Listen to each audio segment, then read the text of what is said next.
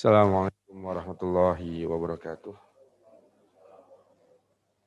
Innalhamdalillah nahmaduhu wa nasta'inuhu wa nastaghfiruh wa na'udzu billahi min syururi anfusina wa min sayyiati a'malina. May yahdihillahu fala mudhillalah wa may yudhlilhu fala hadiyalah. Asyhadu an la ilaha illallah wahdahu la syarikalah wa asyhadu anna Muhammadan abduhu wa rasuluh. Allahumma shalli ala Muhammad wa ala alihi wa ashabihi wa man tabi'ahum bi ihsani ila yaumidin. Alhamdulillah, siang ini milik Allah Tabaraka wa Ta'ala. Allah yang memberikan pada kita kesempatan, memberikan nikmat, memberikan taufik dan hidayah untuk menjadi salah satu hamba Allah yang insya Allah sedang saum. Ya. Nikmat yang sangat mahal, nikmat iman dan Islam. Nikmat yang orang-orang terdahulu menjaga nikmat iman dan Islam ini harus ada yang dibelah kepalanya menjadi dua. Ada yang kulitnya disisir dengan sisir besi. Ada yang harus meninggalkan kampung halamannya, menjaga nikmat iman dan Islam ini. Maka sebelum ke materi, bersyukurlah pada Allah Tabaraka wa Ta'ala yang dengan nikmatnya hari ini kita diberikan kesempatan kembali. Saudaraku, ada keinginan dari panitia untuk memotivasi biar semangat ibadah. Kenapa kalau kerja ini luar biasa semangatnya ya. Apalagi dapat proyek 50 juta, 100 juta, kita luar biasa bahagianya, tersenyum, hari ibadah, waktu sisa. Ibadah mah kadang malas-malasan. Ya. Kenapa orang mau bangun jam 3 ketika dia harus pergi ke bandara naik pesawat. Tapi di setiap hari jarang bangun jam 3. Padahal Allah turun ke langit dunia. Terbalik. Motivasinya terbalik. Nah, hari ini insya Allah kita akan bahas sedikit agar kita semangat ibadah teh. Kenapa kita bisa luar biasa mengejar waktu mungkin sebelum nikah, ya long distance, ya ada hubungan jarak jauh sampai luar biasa semangatnya. Tapi kenapa ketika balasan-balasan pahala dari Allah Tabaraka wa Ta'ala kita tidak semangat beribadah? Nah ini yang pertama, motivasi dalam beribadah ini yang pertama yang harus ada pada diri kita sehingga ibadah ini mohon maaf bukan sekedar ritual. Hari ini saum banyak orang yang saum naudzubillah min dzalik hanya dapat lapar dan hausnya saja. Di sebuah hadis ya. Bahkan di sebuah riwayat hadis riwayat Imam At-Tirmidzi ada orang yang sholat selama 60 tahun satu pun tidak Allah terima. Sudah 60 tahun sholat tapi tidak satu pun Allah terima ibadahnya. Dan naudzubillah min dzalik hadis yang membuat Abu Hurairah radhiyallahu an dia jatuh pingsan. Kenapa jatuh pingsan? Karena neraka dinyalakan gara-gara 3 golongan ini. Ya, Abu Hurairah ini sahabat Nabi yang paling banyak meriwayatkan hadis setelah Aisyah radhiyallahu anha, pernah jatuh pingsan gara-gara hadis ini. Apa hadisnya? Nanti neraka dinyalakan gara-gara 3 golongan ini. Yang pertama siapa? Ustadz, ulama, ya, yang mengajarkan Al-Quran. Akan jadinya koreknya api neraka. Kenapa? Karena motivasi ibadahnya salah. Jadi disebutkan, diperlihatkan nikmat, ketika itu orang ini mengatakan, ya Allah, aku pergunakan nikmatmu untuk menjadi seorang yang mengajarkan Al-Quran. Ya, aku lakukan karenamu ya Allah. Apa jawaban Allah Tabaraka wa Ta'ala? Kadzabta, kamu bohong. Kamu bukan lakukan karena aku, kata Allah, tapi karena kamu ingin sebut orang yang indah bacaannya di dunia. Qori, disebut Qori, orang yang soleh, orang yang baik, dan engkau sudah dapatkan itu di dunia. Maka Allah Tabaraka wa Ta'ala menyuruh malaikat seret wajahnya ke dalam neraka. Yang kedua siapa? Orang yang dermawan, diperlihatkan nikmat, orang ini mengatakan, ya Allah, aku pergunakan nikmatmu untuk menjadi orang yang terus melakukan kebaikan. Derma, ada orang butuh dikasih penyumbang masjid, nyumbang. Aku lakukan karenamu ya Allah. Apa kata Allah Tabaraka wa Ta'ala? Kadzabta, kamu bohong. Kamu lakukan bukan karena aku, kata Allah. Tapi ingin disebut orang soleh, ringan tangannya, orang baik, orang penderma, dan kau sudah dapatkan itu di dunia. Seret wajahnya ke neraka. Yang terakhir, orang yang jihad fisabilillah. Ketika salah 3 amalan utama dalam Islam, salah niatnya, selesai. Tidak bernilai di dalam pandangan Allah Tabaraka wa Ta'ala. Maka yang pertama, niatkan motivasi ibadah kita yang pertama hanya karena Allah Tabaraka wa Ta'ala. Ikhlas. Tapi gimana Ustadz, ambil orang itu semangat. ikhlas betul karena Allah. Saya bahasa pernah saya punya binaan pengen hijrah. Nanya, Ustadz kenalannya orang sholat. Lucu penanya, kenapa sih Ustadz orang teh pengen sholat, lalu kita bangun, lalu baca Quran. Kenapa? Jawaban yang sayang sedikit, karena mungkin dia baru. Bahasa Sunda nama nganuhunkeun ka Allah. Bersyukur, berterima kasih pada Allah tabaraka wa ta'ala. Bapak punya dununganna bager, pimpinan Bapak baik, ya. Kadang ngasih bonus, gaji luar biasa. Tiba-tiba jam 3 nelpon. Kang Yadi, kalau saya punya dunungan. Kadieunya ke rumah Bapak. Aya naon, Pak? Kieu Bapak Priyogi. Karena saya tahu atasan saya begitu baik, begitu luar biasa. Tiap bulan ngaji, gajinya dibonusan. Ada sesuatu dikasih. Saya datang tidak? Datang. Bapak pun sama yakin kalau pimpinan Bapak minta datang jam 3, sih datang. Ya. Kenapa? Nganuhunkeun, karena baik. Ya, saya datang jam 3 malam, bangun langsung pergi ke sana. Kalau kita yakin Allah begitu baik sama kita. Allah tabaraka wa ta'ala, saya maksiat, tetap dijaga kok Allah ditutupi aib-aib kita. Kita malalai, sholat harese, sholat jarang khusyuk, tapi tidak pernah sedikit pun kehidupan kita terabaikan. Diatur. Nafas kita. Ya jantung yang begitu luar biasa. Luar biasa. Kalau yakin nih, kalau betul-betul minimal nganuhunkeun ke Allah itu dengan salah satunya ibadah. Maka ketika kita ikhlas apa? Karena kita ingin berterima kasih pada Allah yang membuat seorang sahabat berdoa, ya Allah jadikan hamba sedikit. Umar mendengar, kenapa engkau berdoa gitu? Bukankah Allah tabaraka wa ta'ala berfirman, wa qalilum min ibadiyasy syakur? Bukankah hambaku yang bersyukur, kata Allah, sedikit. Mohon maaf Pak, kebanyakan kita mah tidak tahu terima kasih. Mungkin termasuk kita. Tidak terima kasih kepada Allah. Mungkin termasuk kita, saya pribadi. Nah, buktinya kita sering keluh kesah padahal begitu luar biasa Allah berikan kepada kita. Ya. Nah, kita mah kadang keluh kesah padahal meninggalkan diri kita luar biasa. Saya punya kisah namanya Abdullah bin Ni'mah. Abdullah bin Ni'mah ini seorang yang Allah takdirkan apa Pak? Karena pernah berbohong, orang tuanya ngadoakeun, ya hati-hati orang tua ngadoakeun. Terjadi sesuatu sebelum kamu meninggal, Abdullah bin Ni'mah ini berenang, kepalanya terbentur, akhirnya apa? Lumpuh total. Sampai si tidur, buang air besar, buang air kecil di sana. Pernah suatu ketika Umi, ibuku, tolong garuk punggungku. Ngegaruk punggung lagi terbiasa. Gatal punggungnya harus digarukkan oleh ibunya. Abdullah bin Ni'mah 18 tahun, saat itu saya dapat kisahnya dari seorang syekh, 18 tahun beliau lumpuh, tapi yang luar biasa jadi penghafal Quran. Hafal Quran. Tapi yang menarik ketika itu, saat itu Syekh bertanya, apakah Anda punya keinginan Abdullah bin Ni'mah? Abdullah bin Ni'mah mengatakan, ya Syekh, saya punya 3 keinginan. Yang pertama, saya ingin memegang mushaf Al-Quran.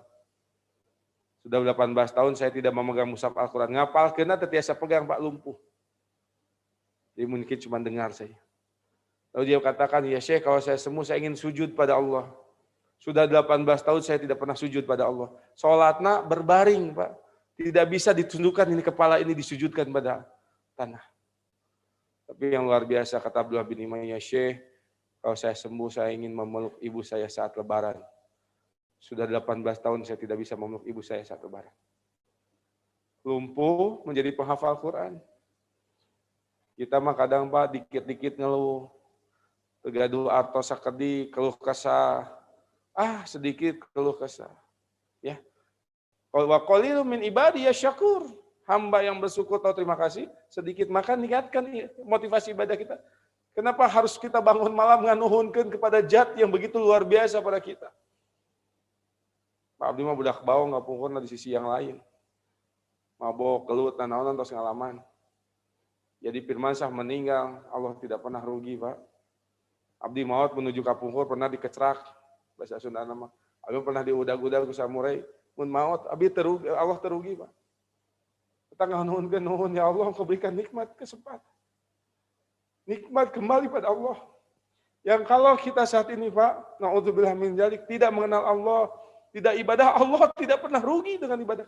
Yang apa yang kita lakukan, tidak pernah rugi. Tapi Allah Tabaraka wa Ta'ala begitu baik pada kita memberikan kesempatan. Dikasih kesempatan di tahiyat, kita kasih kesempatan lagi maksiat ditutupi, kasih kesempatan agar apa? Kembali ya ayyuhalladzina amanu tubu ilallahi taubatan nasuha. Dipanggil lagi satu sebagai orang yang berdosa, wahai orang yang berbuat zalim, Allah masih mengambil ya ayyuhalladzina amanu, wahai orang-orang beriman. Allah masih menganggap kita beriman. Tubu ilallahi taubatan nasuha. Kembali pada Allah dengan taubat yang sebenar-benar. Nuhunkeun ka Allah.